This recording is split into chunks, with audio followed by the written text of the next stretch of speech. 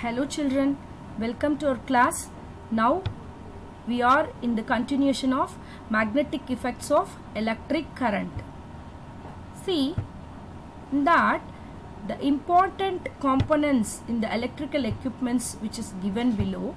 See one by one all the equipments which is you people are seeing on the screen. See electrical fan, and that is one of that is a dishwasher or a washing machine.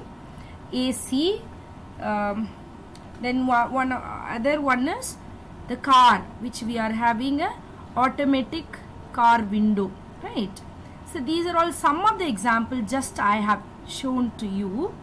These are the very important component, which is the electric motor is used in this, right? How the electric motor which plays an important role in these equipments. Let us see. Yes. What is electric motor? See, electric motor, it is a device which converts electrical energy into mechanical energy. And what is the principle behind the working of electric motor? See, actually it is based on the fact that a current carrying conductor, when it is placed in a magnetic field, it experiences a force and it moves in the direction governed by Fleming's left hand rule. We have already studied the Fleming's left hand rule. We can recapitulate here also, no problem for that. See, we have to stretch the first three fingers mutually perpendicular, and your index finger will shows field, magnetic field, and your third finger which shows the direction of current, the thumb finger which shows the motion. That means the force, right?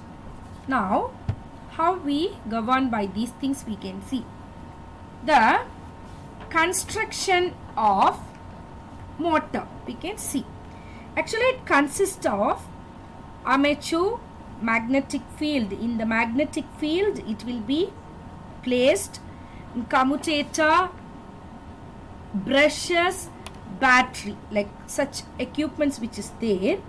We can see all the components one by one. Okay. Armature coil. Actually, it is looking like what is there in the diagram. It will be, and actually it is consists of the rectangular coil insulated copper wire. When current flows through it, it becomes an electromagnet. The next one is the magnetic field is very important. The armature coil is placed between two concave end poles of the magnets. Okay, this magnet provide strong uniform radial magnetic field. Okay, next one is that is the commutator. The commutator actually semicircular copper rings that we can call it as split rings also. See, the two halves of split rings are joined to the two ends of the armature coil actually in such a way the splits in a commutator perpendicular to the plane of the coils.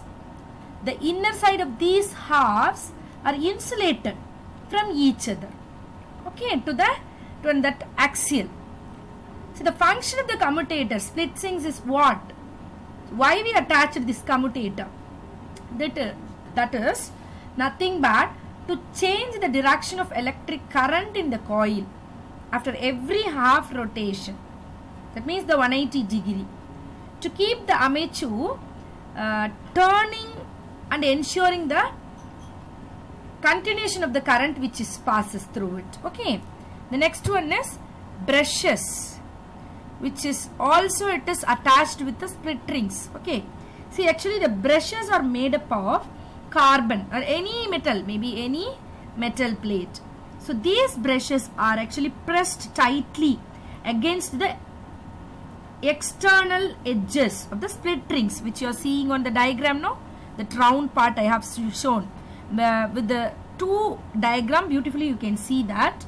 Okay, the function of the brushes, which is nothing but to supply a continuous current to the rotating coil through the commutator, and also the battery which you are seeing connected with that brushes, the battery across the brushes to provide current to the armature through the split rings, which in turns convert the electrical energy into the mechanical energy. These are the constructions which we can see now, the working theory of the electric motor. Now see the diagrams. When the current from the battery actually enters into the coil through the left brush, then it goes around the coil through the commutator P and flows back to the battery through brush Y. First left brush X, then the right brush Y. Okay, it comes back. Now on entering the coil, the current flows from A to B in the arm AB and flows from C to D in arm CD. Okay, that is opposite to the direction of current through arm AB. See, this electric current produces a magnetic field which is at right angles to the plane of the coil, and also the right angles to the magnetic field in that permanent magnet which is there, no, for that also. See, therefore that the arms AB and CD both experience a force. See, the direction of the force on the current carrying conductor in the magnetic field, by which rule we can be set? Yes, Fleming's left hand rule. The arm AB of the coil experiences a force in downward direction, while the arm CD same force but it is in the upward direction. So due to these two equal and opposite forces, what will come? A couple will produce, okay, in the coil ABCD, in the axial O, which rotates in anti-clockwise direction. So these are all happening in the simultaneous work. After rotating 90 degree, first 90 degree, once it gets rotated, what will happen? As the coil turns through 90 degree, magnetic field which becomes parallel to the magnetic field. This permanent magnet which we are keeping, no, it is parallel. How we are seeing that first diagram, like that it will become 90 degree. Thus, no force acts on the coil, so it turns to stop there. But due to momentum of the coil, it rotates and covers the another 90 degree also. Okay. After rotating 180, so it is continuously moving because of the momentum of the coil. So then 180, after the next half rotation, what will happen? The arms of the coil interchange. Okay, their position, and now commutator Q makes contact with the brush X and P with brush Y. So therefore the current in the coil get reversed along the path DCBA. So that is the direction of the current in arm AB and CD, which get reversed. So then what will happen? The arm AB now experiences an upward force. Same type it will happen again. The force acting on CD, what type of force we said? Downward force. So that it is again rotates the same clockwise direction. So thus after every half cycle, the coil and the axial continuously to rotate in the same direction, and the coil rotates in between the two pole pieces of the strong magnets. So the electrical energy then that only it is converted into the mechanical energy.